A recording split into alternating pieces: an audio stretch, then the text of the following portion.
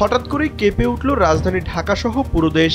Richter স্কেলে প্রায় 5.7 মাত্রার এই ভূমিকম্পে রাজধানীর বিভিন্ন ভবনে দেখা দেয় ফাটল। কিছু ভবনের অংশ ধসে পড়ে ঘটে যায় প্রাণহানির ঘটনাও। তবে এমন আতঙ্কের মুহূর্তেও থেমে থাকেনি দেশের গণমাধ্যম। সংবাদ উপস্থাপকরা নিজেদের নিরাপত্তার তোয়াক্কা না করেই নিরবিচ্ছিন্নভাবে তথ্য দিয়ে গেছেন দর্শকদের। সম্প্রতি সামাজিক যোগাযোগ মাধ্যমে ভাইরাল হয়েছে এমন কয়েকটি ভিডিও ক্লিপ। শুক্রবার সকালের সংবাদ চলাকালে যমুনা টেলিভিশনের স্টুডিও হঠাৎ কেঁপে ওঠে। ক্যামেরার সামনে থাকা উপস্থাপককে সে সময় কালেমা তাইয়্যিবা পড়তে শোনা যায়।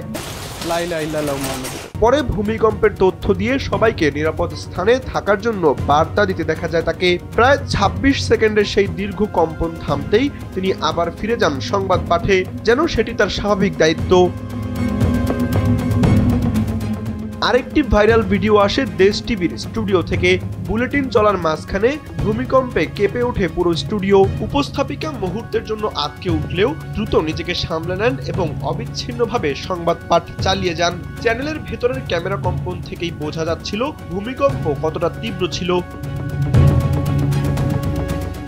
সকাল 10টা 38 মিনিটে আঘাত হানা এই ভূমিকম্পটি মাঝারি মাত্রার হলেও ঝাঁকুনিটা ছিল অস্বাভাবিকভাবে শক্তিশালী। ঢাকা শহর যেন এক মুহূর্তে থমকে যায়। ভূমিকম্পটির উৎপত্তি স্থল ছিল নরসিংদীর মাধবদী এলাকায়। কম্পন অনুভূত হতেই রাজধানী সহ বিভিন্ন স্থানে আতঙ্ক ছড়িয়ে পড়ে। অনেকে তড়িঘড়ি করে বের হয়ে আসেন ঘরবাড়ি থেকে।